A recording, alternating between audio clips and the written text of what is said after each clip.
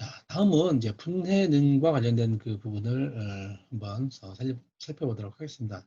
자, 이 분해능은 우리가 이 그림에서 보는 것처럼 이 두 개의 점광원이 있을 때, 점광원이 있을 때, 이 두 개의 이 점광원이 있을 때, 이 점광원을 정확하게 구분할 수 있는 자, 그런 이 조건을 나타냅니다. 그래서 지금은 두 개가 명확하게 이 전광이 광원이 두 개구나라고 이렇게 이해를 할 수가 있겠습니다. 자, 그런데 여기서 보는 것처럼 두 광원들 사이가 거리가 좁아진다라고 이렇게 생각을 해봅시다. 자, 이렇게 되면 우리가 구분할 수 있는 최소한의 거리가 있을 것입니다. 자, 그리고 이 두 개의 전광원이 이렇게 거의 하나인 상태로, 즉 이 부분은 실제로 요거보다 이 비번인 조건보다 좀 더 가까이 있다면, 이 점광원이 가까이 있을 때를 그 구분할 수 없다라고 이렇게 하는 부분이 있습니다. 자, 이 부분을 분해능이라고 하는데, 이거를 자, 다음과 같은 얘기를 합니다. 우리 레일리의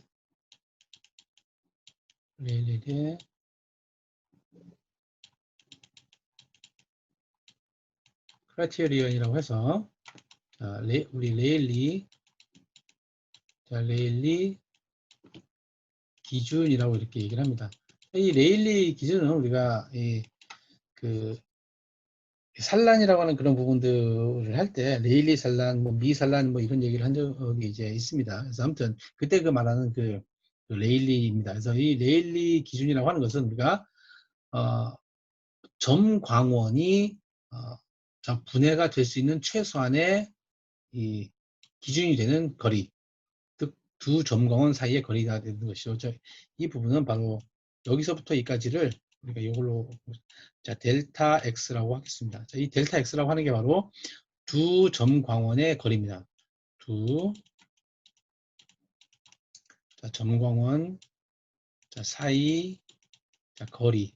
그래서 이 두 점광원이 어느 만큼 가까워졌을 때까지 우리가 이게 두 개의 점광원이다라고 이해할 수 있느냐 하면 바로 이런 조건이 있습니다. 이 부분을 이제 레일리 기준이라고 하는데, 즉 레일리 기준이 바로 B번 그림이 되겠습니다. 즉 이 부분은 바로 레일리 기준이 되는 것을 우리가 이 식으로 이 점광원을 이거는 뭐 굳이 우리가 기억을 필요는 없겠지만, 자 1.22의 람다의 f of d가 되겠습니다. 이 f라고 하는 것은 초점 거리를 나타내고요. 그리고 d라고 하는 것은 렌즈의 직경을 얘기를 합니다. 그리고 람다라고 하는 것은 우리가 알고 있는 것처럼 파장을 얘기를 하죠. 뭐 자세한 부분들은 우리가 물리공학 시간에 다시 한번 다루게 될 것이고요. 왜 1.2 람다 뭐 2분의 f라고 하느냐, 뭐 이걸 실제로 유대해 보면 될 것 같습니다. 그래서 이 델타 x라고 하는 게, 즉 델타 x라고 하는 게 이 조건보다 크게 되면, 즉 요거보다 큰 경우는 바로 이 부분이 된다는 것이죠. 그래서 델타 x가 레일리 기준 값보다 크다인 경우에 이렇게 분리가 이렇게 두 개의 점광원이다라고 이렇게 얘기를 할 수가 있겠고, 레일리 기준이 딱 되는, 즉 이 부분이 레일리 기준 값인 경우가 되겠죠. 이 레일리 기준 값이 이 부분인 경우에 대해서, 이 부분인 경우에 대해서는 바로 이 분리를 할 수 있는, 즉 분해를 할 수 있는, 이 광원이 두 개이구나라고 이렇게 생각할 수 있는 가장 작은 값이 되겠습니다. 그래서 이 기준은 이렇게 점광원인 경우에 대해서의 빛은 이런 식으로 이제 나타내는데, 이 부분을 우리가 조금 어려운 말이긴 하지만 다시 얘기를 해보면, 이러한 모양들을 우리가 에어리 디스크라고 이렇게 얘기를 합니다. 그래서 모양이 이렇게 회절된 모양이 자, 이런 식으로 나타낸다는 것이죠. 자, 이렇게 나타낸다는 것입니다. 이렇게 나타낸다는 것입니다. 회절 모양이. 자, 이 회절 모양이 이렇게 되는데, 이 회절 모양에 대한 인텐시티를 옆으로 나타내 보게 되면 이렇다는 것이죠. 즉, 요 광원에 대한 이 빛세기는 자, 이런 식으로 형성이 된다는 것입니다. 그래서 요 부분이 바로 요 부분이 되겠습니다. 자, 그리고 이쪽 부분이 바로 이쪽 부분이 되겠다는 것이죠. 이게 가장 중심 부분인 것이고, 그 다음에 이렇게 이 어두운 부분, 즉 빛이 안 들어오는 부분이 바로 이 부분이 되겠다는 것이죠. 자, 이렇게 되는 것이 명확하게 구분이 됐을 때를 이제 분해가 가능하다라고 이렇게 얘기를 합니다. 자, 그런데 다른 색깔로 이쪽 부분하고, 즉 이쪽 점광원하고 이쪽 점광원하고 여기 있는 점광원하고 그다음에 여기에 있는 점광원의 에어리 디스크가 여기에서의 가장 밝은 부분하고 여기에서 가장 밝은 부분하고 그다음에 이 이 다른 이 점광원의 가장 어두운 부분이 서로 같은 부분, 같아지는 요 순간인 경우까지 우리가 분해를 할 수 있다라고 하는 것이죠. 자, 이 경우를 보면 자, 점광원이 첫 번째 이 에어리 디스크가 이렇게 되어 있고 이 옆에 있는 광원의 그 가장 최소점이 이 부분에 있죠. 이 말은 요 위치하고 가장 밝은 부분하고 즉 다시 요 가장 밝은 부분하고 가장 어두운 부분이 서로 일치하는 가장 밝은 부분하고 어두운 부분이 서로 일치하는 요까지가 우리가 분해가 가능하다라고 표현을 하고 즉 레일리 기준이라고 하고 이 가장 밝은 부분하고 두 번째 광원의 가장 어두운 부분이 서로 맞지 않다. 이렇게 한계를 벗어났다. 인 경우에 대해서는 이게 빛이 두 개인지 또는 빛이 한 개인지를 우리가 구분을 할 수 없다라고 이렇게 한다는 것이죠. 이거는 이렇게 표시할 수 있겠죠. 레일리 기준, 기준 값보다 작게 된다면 작은 경우에 대해서는 우리가 분해할 수 없다. 분해할 수 없다. 하고 이렇게 라고 얘기를 하고 즉 구분 불가능이다. 라고 이렇게 표현을 한다는 것이죠. 한다는 것입니다. 그래서 이 레일리 조건이라고 하는 것은 이 점광원의 파장이라든지 이 파장과 관련이 있고요. 그리고 예를 들어 렌즈를 통과했을 때 우리가 렌즈를 통과했을 때 그 렌즈의 직경하고 렌즈의 초점거리하고 관계가 있다는 거죠. 자, 이거를 우리 안광학계에서도 한번 생각을 해보자는 것이죠. 자, 이 안광학계 같은 경우도 자, 안광학계에서도 당연히 자, 굴절력이라고 하는 걸 가지고 있기 때문에 초점거리가 있겠죠. 안광학계에 초점거리가 있을 것입니다. 안광학계라고 하는 것은 우리가 잘 알고 있는 것처럼 약 플러스 60 디옵터 정도의 그 굴절력을 가지고 있죠. 그래서 여기에 대한 초점거리가 있을 것입니다. 초점거리가 있을 것이고요. 그리고 이 동공의 직경이라고 이렇게 표시할 수 있겠습니다. 또는 수정체의 직경이라고도 이렇게 말할 수 있겠죠. 그래서 빛이 들어오는 그 동공의 직경까지도 이제 계산할 수 있겠죠. 그래서 우리가 이 렌즈 직경하고 초점거리, 즉 안광학계인 경우에 대해서도 초점거리하고 그다음에 이 동공의 직경을 우리가 알 수 있기 때문에 우리가 구분을 할 수 있는 즉 두 개의 점 광원을 구분할 수 있는 그 레일리 기준이라고 하는 게 구해질 수 있을 것입니다. 그래서 예를 들어 빨간색을 봤을 때는 어느 정도 떨어져 있을 때까지 볼 수 있다. 또는 파란색 두 점광원이 있을 때 어느 정도 가까이 있을 때까지 눈은 분해할 수 있다라고 하는 그런 부분들도 이제 다 정확하게 그 레일리 기준을 찾을 수 있다라고 하는 것을 뭐 참고로 얘기를 하면 되겠습니다. 그래서 마지막으로 정리를 한번 해보면 우선 이 분해능이라고 하는 것은 이 렌즈를 통과했을 때 어떤 이거는 우리가 그 현미경이라고 생각을 해보면 좋겠습니다. 현미경을 가지고 어떤 이 물체를 보는 데 있어서 명확하게 구분을 할 수 있는 기준이라고 하는 게 바로 이제 레일리 기준이다. 는 것이죠. 그 레일리 기준이라고 하는 것은 자, 식으로 이렇게 표시할 수 있는데 이 레일리 기준보다 크게 되면 이 두 개의 정광원 즉 구분할 수 있다라고 이렇게 얘기하고요. 이 레일리 기준보다 작은 이 두 정광원 사이의 거리가 된다면 우리가 이게 두 개인지 또는 뭐 세 개인지 뭐 이런 식으로 하나인지 또 구분이 불가능하다라고 이렇게 이해를 해보면 되겠습니다. 그래서 아무튼 이 분해 능이라고 하는 것은 레일리 기준이라고 하는 그런 것을 갖고 설명을 한다라고 이렇게 이해를 하면 되겠습니다.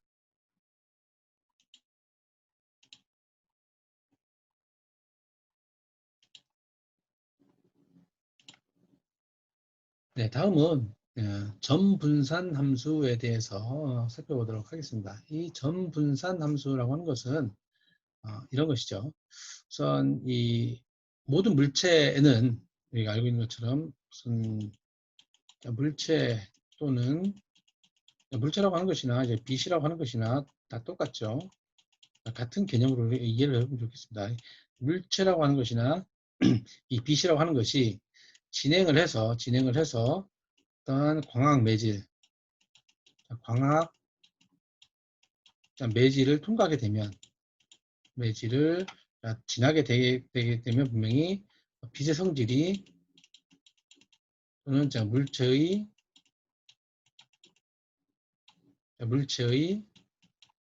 성질이 변한다는 것이죠. 그래서 이러한 부분들 때문에 우리가 물측이라고 하는 그런 개념을 사용을 하고요. 그다음에 광학적 매질 대표적인 뭐 렌즈라든지 또는 유리창이라고 생각을 해도 될 것 같습니다. 평행한 꼭 렌즈 형태가 아니더라도 유리창도 될 수 있는 것이죠. 유리창이라고 하는 그 투명한 광학적 매질이라고 생각을 해보게 되면 원래 고유한 빛으로부터 광학 매질을 지나게 되면 이 부분은 이제 상측이라고 이렇게 얘기를 합니다. 상이 있는 곳이다 그래서 상측이다라고 얘기를 합니다. 그래서 우리가 우리 광학계의 주요점이라고 하는 그런 부분들에 대해서 설명을 할 때에도 이렇게 얘기했었죠. 성질이 바뀌지 않는 부분에서 렌즈를 또는 광학적 매질을 지나게 되면 어떤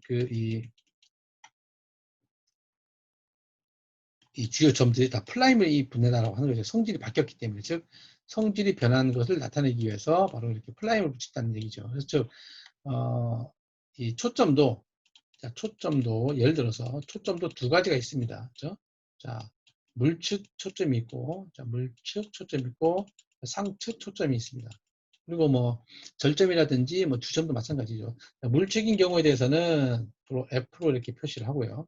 상측인 경우에 대해서는 F 프라임으로 이렇게 표시한다는 것이죠. 자, 이 부분이 바로 요 설명이라고 이렇게 생각을 해보면 좋겠습니다. 이것처럼 성질이 변하는 플라임 붙여서 물체의 고유한 성질이 바뀌는 것을 우리가 측정을 해야 된다는 것이죠. 어느 정도 바뀌었는지를 측정을 해야 된다는 것이죠. 이 측정하는 방법이 바로 이제 PSF라고 하는 것이죠. 자, 그래서 특별히 어떠한 점이 여기 나타내는 점 자체가 어떠한 이 상황이 렌즈를 광학적 매질을 통과했을 때 광학적 매질이라고 하는 것을 여기서는 이제 컨볼루션이라고 하는데 이 컨볼루션이라고 하는 것은 여러 가지 복합적인 상황이 이제 합성이 됐다라고 이렇게 이해를 해보면 되겠습니다. 이 부분은 이제 수학적인 개념도 될 수가 있겠고 그리고 어떤 뭐 영상 처리라든지 디지털 관련된 뭐 그런 이 컴퓨터 용어이기는 하지만 어떤 매질을 통과했을 때 그 성질이 바뀌어서 즉 이 부분을 예를 들어서 F라고 이렇게 생각을 하게 되면 이 F하고 여기서 바뀌어지는 F 프라임 즉 성질이 바뀌어져 있는 곳에 대한 이 물체를 살펴보게 되면 원래 물체는 이런 형태로 되어 있는데 렌즈를 즉 광학 매질이라고 하는 것을 통과하고 나서 측정을 해보니까 자 이렇게 퍼져 있다는 것이죠. 여기에서부터 이렇게 퍼져 있다는 것입니다. 뭐에 의해서 광학 매질에 의해서 이렇게 퍼져 보인다는 것입니다. 그래서 자 점이 얼마만큼 퍼져 있는지, 즉 분석을 하는 게 바로 이제 점 분산 함수라고 하는 것이고요. 이 렌즈가 어느 만큼 퍼지게 만드는지를 얘기를 하는 게 바로 이제 PSF라고 하는 것입니다. 그래서 이 부분들은 우리가 이 여러 가지 측정 방법이 있습니다. 다음에도 얘기를 하겠지만 점 분산이라고 하는 것도 있고, 또 점을 바라봤을 때의 그 얼만큼 분산이 되는지를 나타내는 것이고, 그리고 자 라인 스프레드 펑션이라고 하는 것도 있습니다. 그래서 이거는 LSF라고 이렇게 표시하는데, 이거는 선 분산 함수라고 이렇게 얘기를 합니다. 선 분산 함수라고 하는 것은 말 그대로 이렇게 선을 봤을 때, 선을 어떤 광학적 매질을 봤을 때 얼만큼 퍼져 보이는지를 나타내는 게 바로 선 분산 함수가 되겠습니다. 자, 여기서 점 분산 함수라고 하는 것은 다시 한번 얘기를 해보면, 어떤 점을 봤을 때, 점을 확대해 보면 이제 이렇게 보이니까, 자, 이 점이 어떤 광학적 매질을 여기서 이러한 점이 광학적 매질을 통과했을 때 어떻게 되고 있는지 모르겠지만, 그 광학 매질의 성질에 따라서 어느 정도 퍼져 보이는 것을 이제 어디 분산된 정도, 분산 정도를 나타내는 게 바로 을 측정한 게 바로 점 분산 함수이다 라고 이렇게 이해를 해보면 좋겠습니다. 자, 그리고 만약에 선이라면, 이러한 선이라면 어떠한 그 매질을 통과했을 때 이 빛이 이렇게 퍼져 보이는 것이죠. 이렇게 선의 형태가 이렇게 퍼져 보이는 것을 이렇게 선 분산 함수라고 하고, 자, 어느 정도 이 매질이 갖고 있는 선 분산 함수의 형태가 어느 정도 되는지를 분석하는 게 바로 이제 선 분산 함수가 된다라고 하는 것이죠. 자, 그래서 우리가 여기서 기억을 해야 될 거는, 이 부분들은 사람 손으로 계산하거나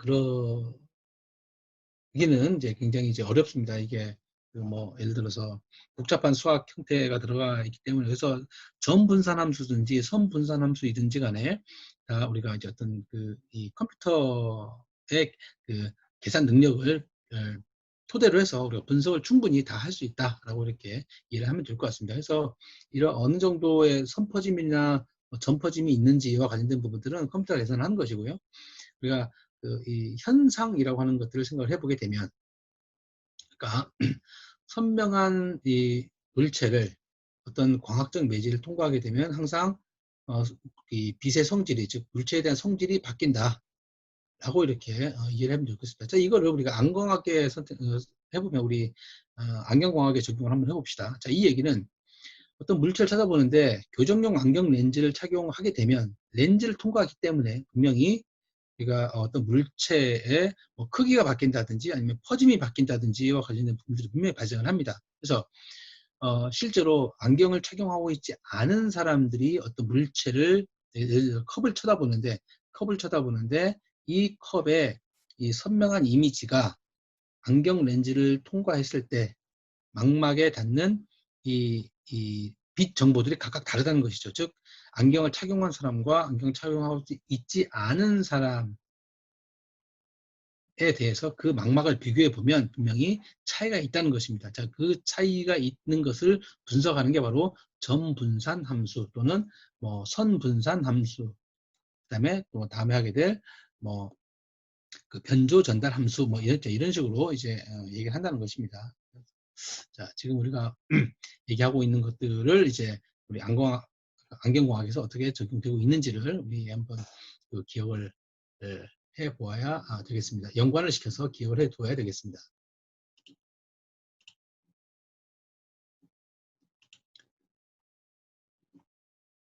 자, 마지막으로 이제 변조 전달 함수와 관련된 부분들로 이제 마무리해 보도록 하겠습니다. 자, 우선 아까 얘기했던 것처럼 PSF이거나 포인트 스프레드 펑션이거나 LSF, 즉 라인 스프레드 펑션이거나 또는 뭐 OTF라고 하는 것도 있습니다. 뭐 옵티컬 트랜스퍼 펑션이라고 해서 이게 다 바로 어떤 광학적 매질을 통과하고 나섰을 때 빛의 성질, 자, 빛의 변한 성질을 분석하는 도구다 라고 이렇게 이해를 해보면 되겠습니다. 여기다가 또 이제 MTF도 있겠습니다. 지금 하고 있는 MTF라고 해서 우리가 카메라 그 매뉴얼들을 이렇게 보게 되면 뭐 DSLR이라든지 뭐 여러 가지 고급 장비들 같은 경우 보면 제공되는 그 매뉴얼이 있으면 거기에 보면 변조 전달 함수라고 하는 그런 게 있어요. 변조 전달 함수가 어떻다라고 이렇게 하는 게 있는데 그 변조 전달 함수도 이게 빛이 퍼져 있는 상태들을 평가하는 건데 이 렌즈의 성능을 나타내는 것이구나 라고 이렇게 이해를 해보면 좋겠습니다. 그래서 방금 얘기했던 것처럼 이 변조 전달 함수라든지 또는 뭐 PSF, LSF, OTF, MTF 이거 다 렌즈의 또는 이제 뭐 광학적 매질이겠죠. 또는 광학 매질의 성능을 평가하는 것이다. 평가하는 어떤 그런 그 분석 방법이다라고 이렇게 이해를 하면 되겠습니다. 자, 앞에서 나타낸 게 포인트 스프레드 펑션이나 라인 스프레드 펑션 같은 경우는 점이든지 또는 선이든지 간에 이게 어떻게 바뀌는지가 관계된 얘기했다면 이거 변조 전달 함수라고 하는 것은 띠가 있습니다. 즉 검은색 띠, 즉 그 빛이 되어 있지 않은 부분과 빛이 있는 부분, 즉 이걸 나타내 보면 화이트하고 이제 블랙이라고 하는 게 블랙을 이제 이렇게 놓고 빛의 대비라고 이렇게 보면 되겠습니다. 이 대비가 명확하게 이렇게 선이 정확하게 이렇게 구분이 되어 있는 상태에 있는 이 띠를 그래서 요걸 한 페어라고 합니다. 즉 요거 여기서부터 요까지를 한 페어라고 이렇게 얘기를 합니다. 여기서부터 요까지가 한 페어다 는 것이죠. 한 개의 쌍이라는 것이죠. 그래서 어둡고 밝고 이 부분들, 즉 요 부분하고 요 밝은 부분, 요걸 이제 한 쌍이라고 얘기를 합니다. 자, 이러한 부분들이, 이러한 패턴들이 렌즈를 통과하게 되면, 즉 렌즈라든지 광학 매질을 통과했을 때는 분명히 아까 성질이 바뀐다고 했습니다. 빛의 성질이 바뀌어서 이렇게 표현이 된다는 것입니다. 성질이 바뀌어서 성질이 바뀌는데 이 대비가 블랙하고 화이트, 즉 이 빛이 없는 부분과 있는 부분이 바로 이렇게 대비 차이가 100%에서 90도 대비로 바뀐다는 것이죠. 즉 경계면이 모호해진다는 것입니다. 경계면이 이렇게 선명하지 않고 이렇게 퍼져 보인다라고 이렇게 이해를 해보면 좋겠습니다. 즉 요 검은색 띠가 자 이렇게 바뀌었죠. 자 이 검은색 띠가 바로 요 띠가 바로 이렇게 된 것을 말합니다. 이렇게 된 것, 어떤 명확하게 딱 되어 있는 부분이 아니라 이렇게 어떤 분포로 나타내 있는 것이죠.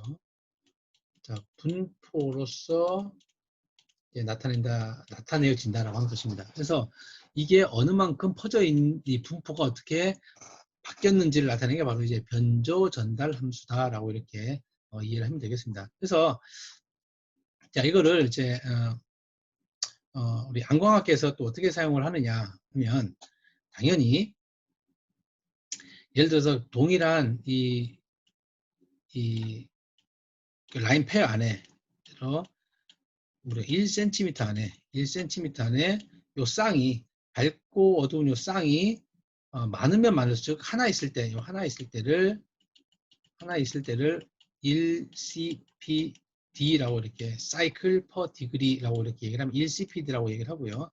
똑같은 이 1cm 안에 예를 들어 두 개가 있다. 이걸 페어가 두 개가 있다. 자, 이렇게 되고 이렇게 되어 있는 경우 즉 페어가 두 개죠. 하나, 두 개. 이 경우를 ECPD라고 하는 그런 표현을 사용을 합니다. 그래서 이거를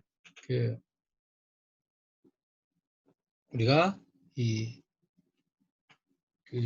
성능을 분석하는 데 있어서 사용을 하고 있는 그런 그 과학적인 그 내용이 될 것이고요. 자, 이거는 우리가 안기능 검사에서 자, 대비감도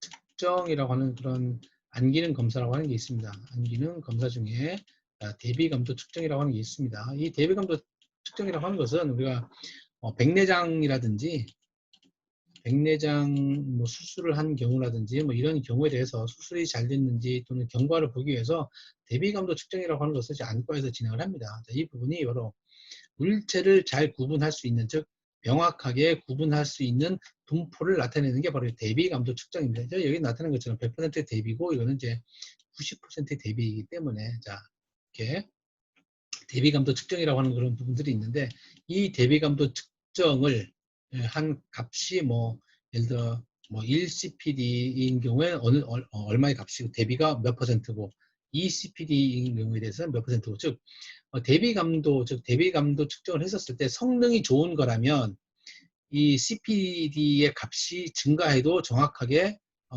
이 구분을 할 수 있는 게 즉 1cm 안에 뭐 많은 이 띠가 있을 때 저거는 띠가 몇 개입니다 라고 좀 명확하게 구분을 할 수 있는 것이 바로 대비 감도가 좋은 것을 말하는 것이죠. 근데 예를 들어서 이 경우인 경우에도 저건 띠가 몇 개인지도 모르겠다 또는 뭐 이 경우에 대해서 이 또 1cm 안에 띠가 3개 있는 거는 구분 못하고 뭐 2개 있는 건 구분하고 뭐 이렇게 될 수도 있겠죠. 이걸 측정하는 게 바로 대비감도 측정을 하는 것입니다. 그래서 이 대비감도 측정이라고 하는 것은 우리가 안과 병원이나 의원에서 백내장 수술을 하고 나서 즉 수정체라고 하는 렌즈를 통과하고 나서 망막에 도달하는 그 빛의 선명도가 즉 빛의 분포가 어느 정도인지를 평가하는 그런 그 안기능 검사로서도 이제 사용하고 있는데 그 측정을 하는 그 기본적인 원리가 바로 변조 전달 함수를 이용을 한 것이다 라고 기억을 하면 되겠습니다.